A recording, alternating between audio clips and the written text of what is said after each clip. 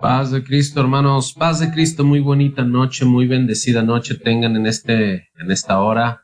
Estamos contentos, seguros de que la gracia de Dios está moviendo en esta hora, en tu vida, en nuestra vida, en tu casa, en tu familia, que la bendita, gloriosa y perfecta paz de nuestro Señor se está moviendo para bendición de todo lo que te corresponde, de todos los tuyos y de toda tu familia, en el nombre bendito de Jesús. Hermano, queremos continuar con esta serie que tenemos actualmente, la serie sobre intercesión. Y hermano, nos interesa muchísimo que el momento en el que tú decidas ponerte a interceder, puedas entender que hay mucho más que solamente hincarse a orar.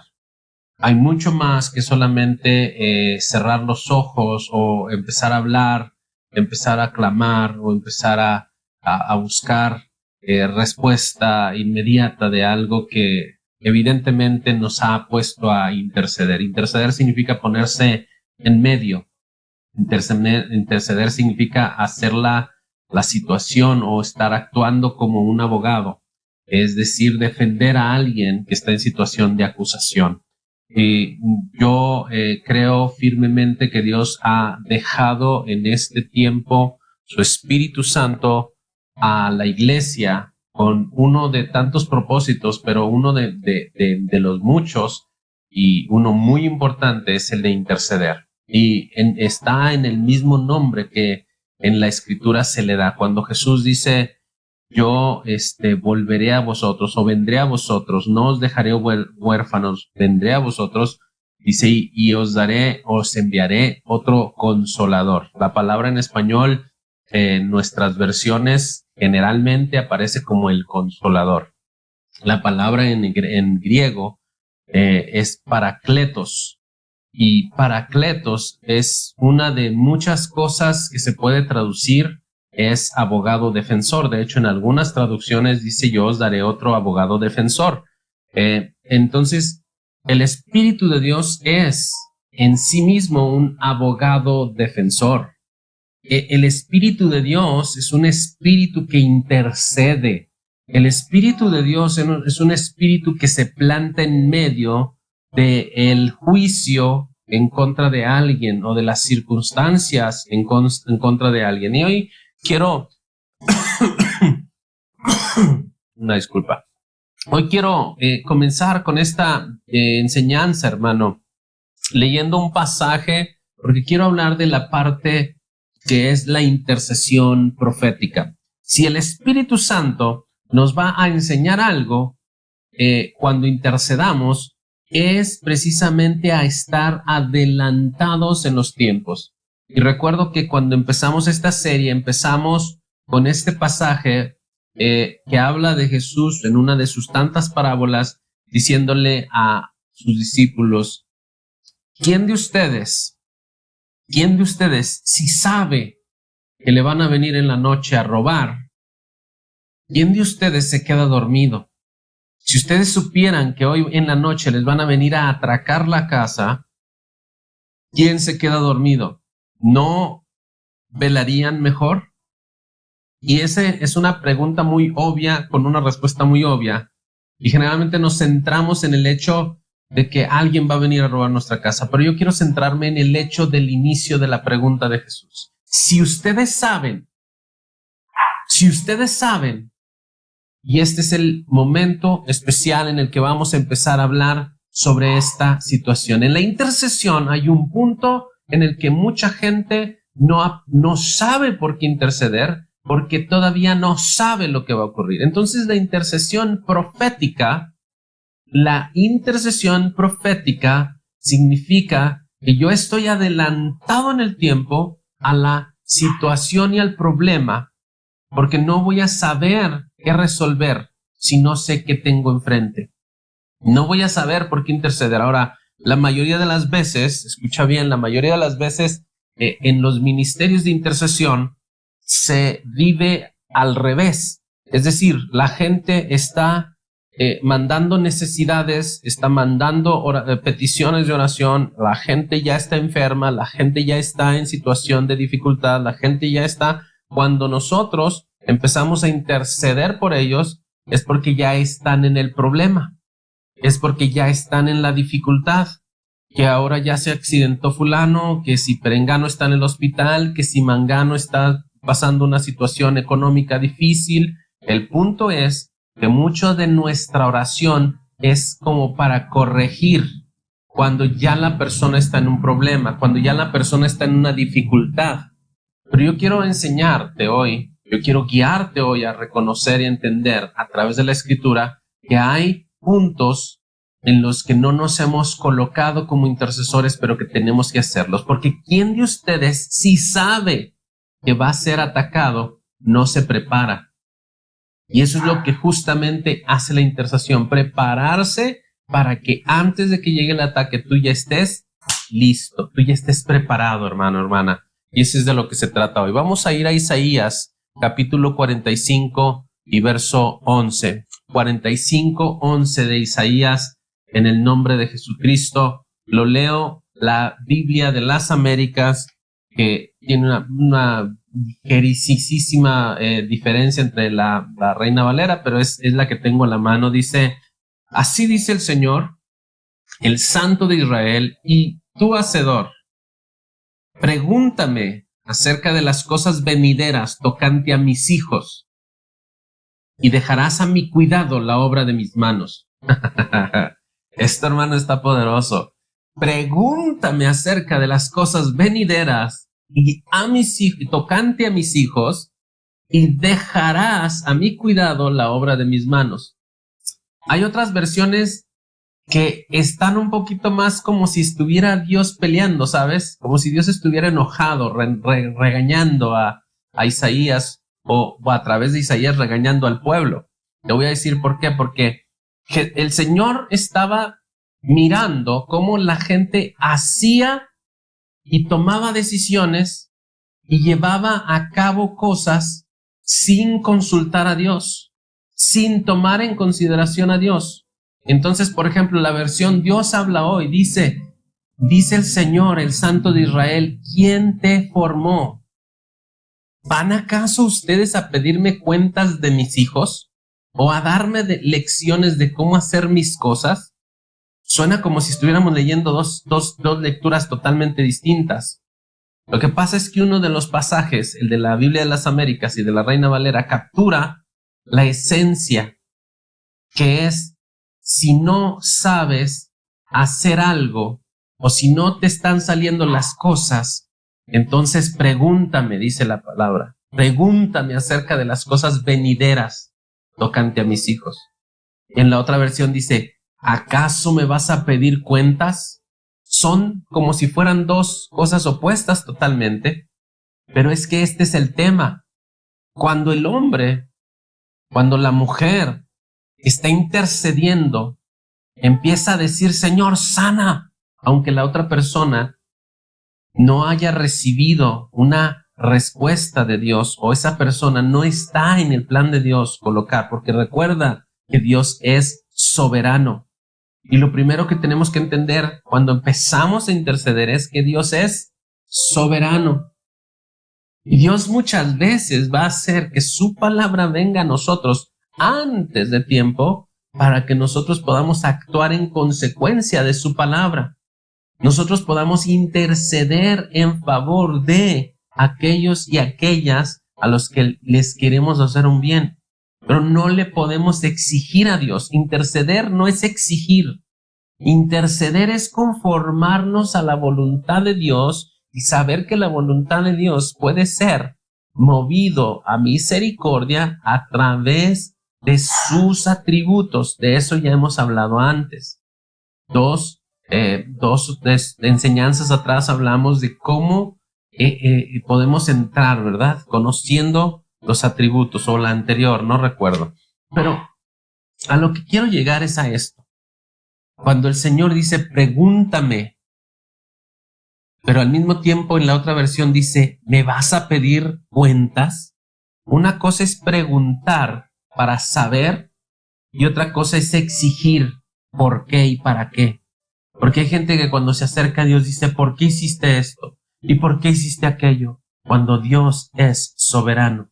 Dios está por encima del hombre, por encima de la mente humana, por encima de cómo hacer las cosas. Él sabe cómo hacer las cosas. ¿Acaso me van a dar ustedes lecciones de cómo hacer mis cosas? Dice el Señor.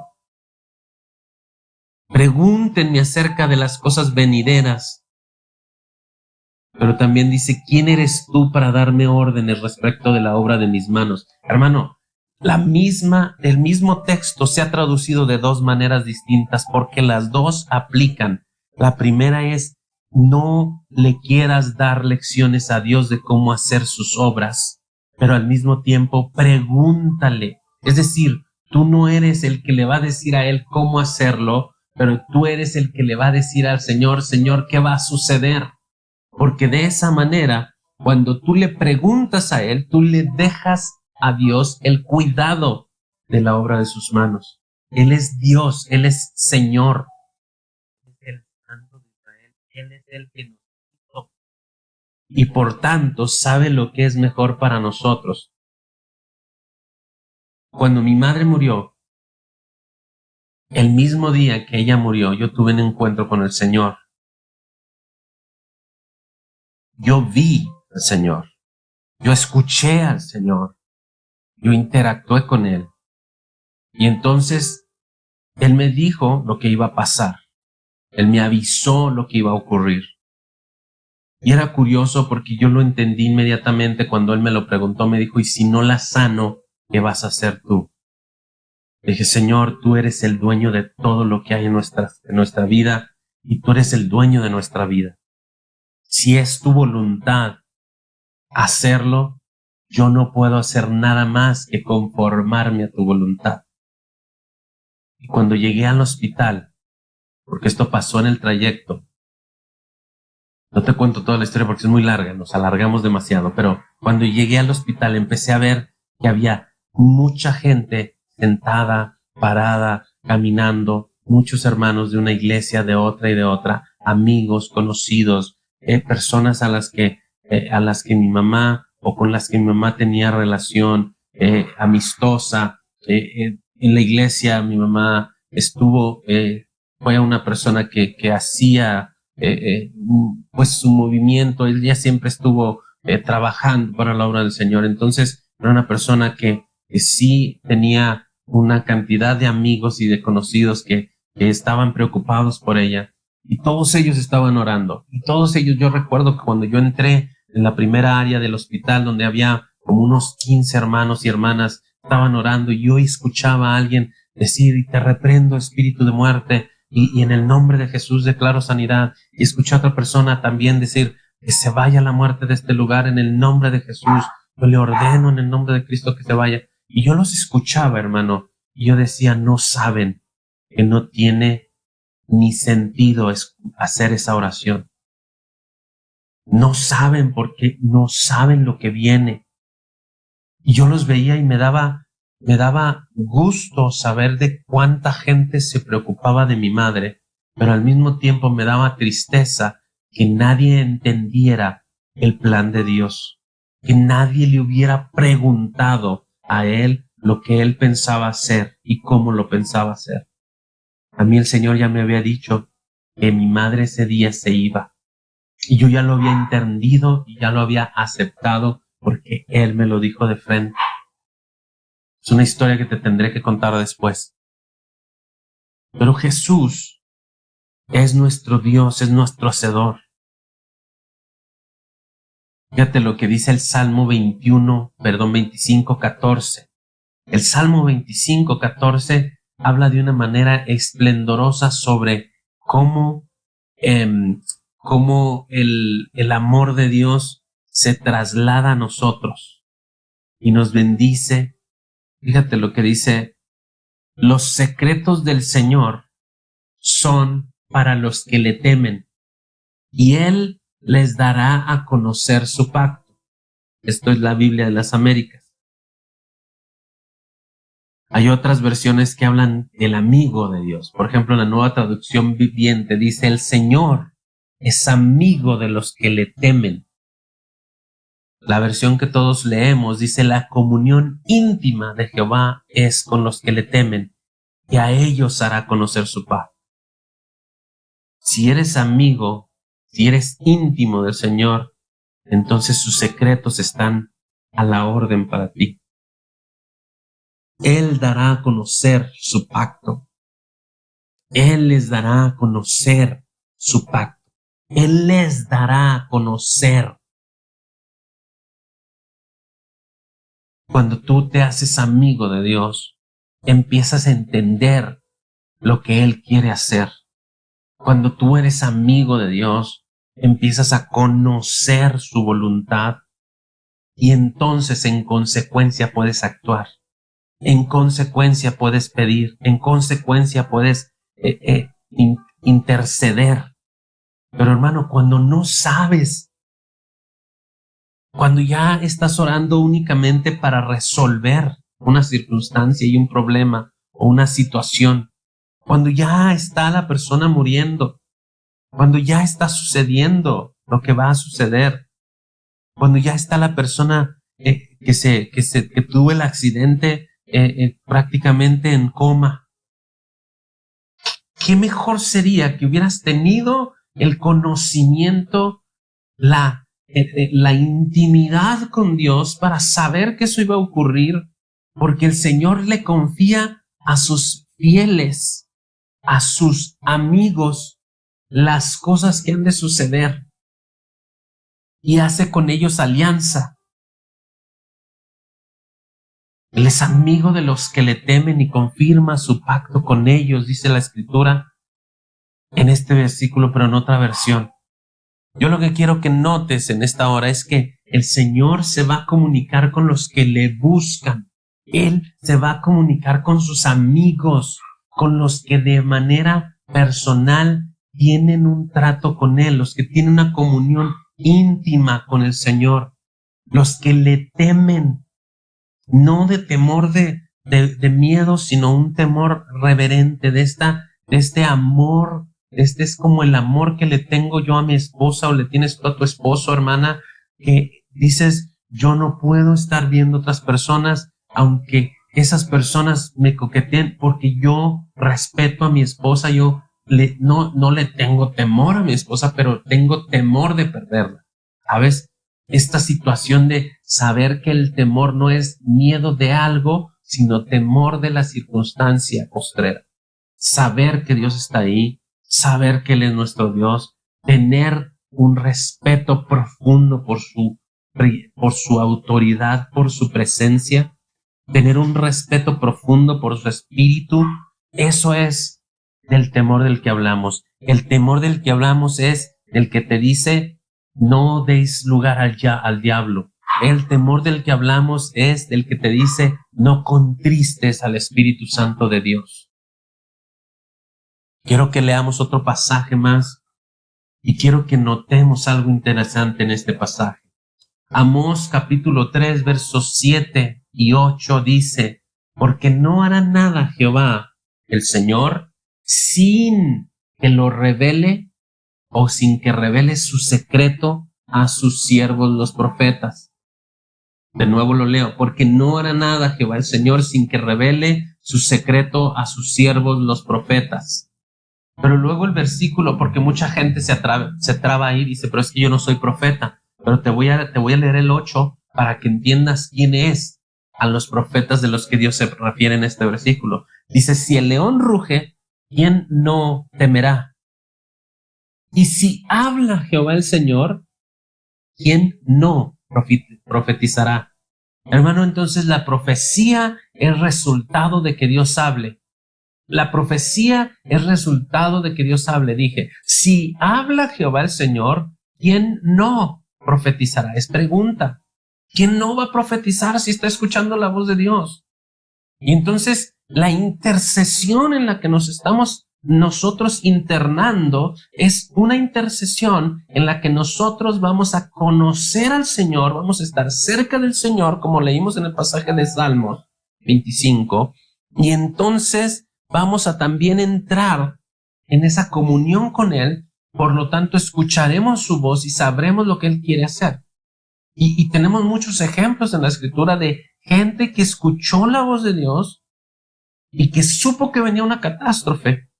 Algunos lo hicieron bien y algunos lo hicieron mal. Algunos entendieron el mensaje, otros pelearon con el mensaje. Es decir, unos dijeron, Señor, enséñanos el futuro, enséñanos lo por venir. Y otros dijeron, Señor, le tienes que hacer así.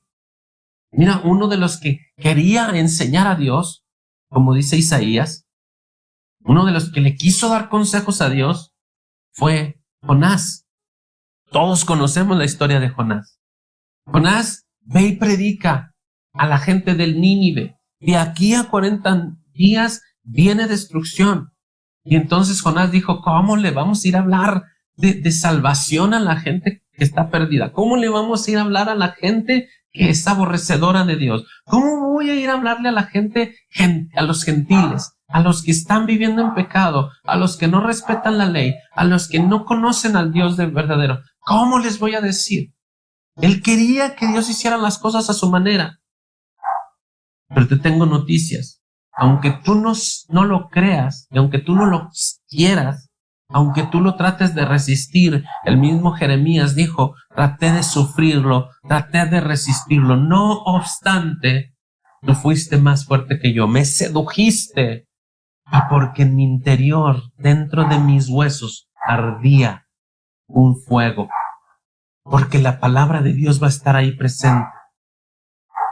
Porque no hará nada el Señor sin que lo revele primero en secreto a sus siervos, los profetas.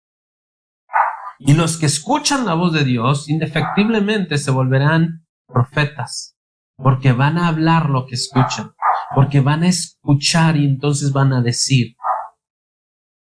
Cuando el Señor te hable lo que va a ocurrir, tendrás que tomar una decisión, si decir o no decir, si hablar o no hablar, si orar e interceder por aquella gente o no hacerlo, si ponerte en la brecha o no ponerte. Yo te estoy invitando junto con el Espíritu Santo en esta noche a que tú intercedas, pero puedes interceder más efectivamente si sabes lo que va a acontecer. José es otro de los que supo lo que iba a venir. Desde muy pequeño él empezó a ver cosas, a oír cosas. José tuvo sueños en los que él veía situaciones que tenían que ver con su futuro. Una vez que fue adulto, una vez que sufrió lo que tenía que sufrir, que pasó el proceso que tenía que pasar, llegó el momento en el que el rey de aquel lugar tiene sus sueños. Nadie lo sabe interpretar, nadie lo sabe decir qué significan. Viene José y lo entiende. José entiende no solamente el mensaje, sino que inmediatamente se pone en la brecha. Ponte a hacer esto. El sueño no contenía la respuesta. Escucha bien esto, hermano. El sueño de Faraón no tenía la respuesta de cómo hacerle para sobrevivir. El sueño de Faraón solamente decía, vienen 7 años de bendición, 7 años de dificultad. Tienen 7 años de abundancia, 7 años de escasez. 7 años en los que vas a tener de todo, pero después de eso vienen 7 años donde no vas a tener nada. Pero la sabiduría, el entendimiento, el conocimiento, el mensaje de salvación, ese estaba en el corazón de José. Porque la Biblia dice que todo lo que ponía su mano él, todo en lo que él tocaba, todo lo que él se metía, todo en lo que él estaba presente, la mano del Señor estaba con él y era prosperado, era bendecido. Entonces él pudo evitar la calamidad por cuestión de la intercesión, porque él se dio cuenta de todo el mal que venía, porque si él dejaba morir a los egipcios, dejaba morir a su familia. No sé si ustedes están entendiendo esto, hermano. Cuando muchas veces dejas morir a tu enemigo, a la persona que te hace daño, a la persona que habla mal de ti, pues cuidado, porque puedes estar dejando morir a tu familia también. Porque los bienes del Señor, cuando Él viene, los Él nos da bendición y nos da abundancia, nos la da para compartir. Abraham supo lo que iba a pasar con Lot desde antes de que pasara, lo que iba a pasar con Sodoma y Gomorra, pero se puso a interceder. Josías fue un hombre que antes de él pasaron muchos años para que un hombre que regía al pueblo tuviera conciencia de lo que era Dios y tuviera amor hacia Dios y estuviera atendiendo lo que pasaba con Dios. Un día Josías escuchó a un rey que venía. Esto lo puedes hallar en 2 de Crónicas 35, desde el 20 en adelante. Entonces vino un rey que se llamaba Necao.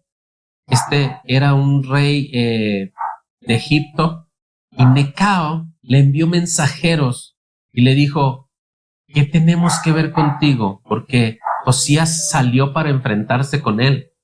Él decía: egipcio, lo atoramos, nos ponemos a pelear. Fíjate cómo Josías, a pesar de todo, no escuchó la voz de Dios, no supo entender el mensaje. Fíjate lo que le dijo Necao: no tenemos nada contra ti, no voy en contra del rey de Judá. No vengo contra ti, sino contra una casa, la casa con la que estoy en guerra. Y Dios me ha ordenado que me apresure. Por tu propio bien, deja de oponerte a Dios, que está conmigo, para que Él no te destruya. Sin embargo, Josías no quiso escuchar o no quiso retirarse, esto está en el verso 22, sino que se disfrazó para combatir contra él. Tampoco escuchó las palabras de Necao que venían de la boca de Dios. Escucha esto. Él escuchó un mensaje de advertencia de parte de Dios. Y todos estarán pensando: ¿y cómo es que Dios habló a través de Necao? Pues sí, ese es el tema. Dios te va a hablar hasta de donde menos te lo imagines. Por eso dice que los que están en comunión con Él, los amigos de Él, van a conocer su palabra. Hermanos, estoy seguro que si te habla un amigo tuyo por teléfono, tú reconoces su voz y dices: ¿cómo estás, amigo mío?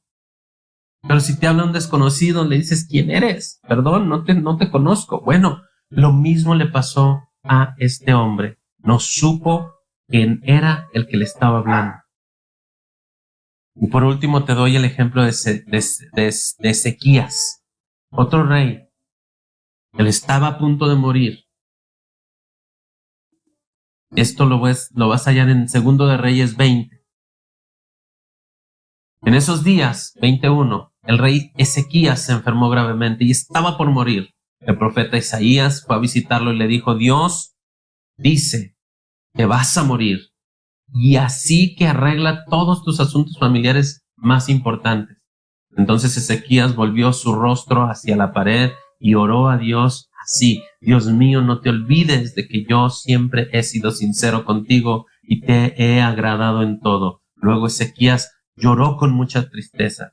Isaías lo dejó, pero antes de salir del patio central, la voz de Dios se oyó de nuevo y le dijo: vuélvete y dile al rey que yo, el Dios de su antepasado David, escuché su oración, vi sus lágrimas, y dile que voy a sanarlo y que le daré 15 años más de vida. Hermano, cuando tu intercesión está escuchando la voz de Dios, cuando tú estás escuchando la voz de Dios, tu intercesión es adecuada y obra inmediatamente. Obra inmediatamente. Yo te invito en esta noche a que le des espacio y oportunidad al Espíritu de Dios. Recuerda que no estamos para darle consejo a Dios, estamos para escucharlo, para preguntarle y para aprender de Él. Y Él va a hacer a través de nuestra oración lo que Él pensaba hacer desde el inicio. Que el Señor te bendiga.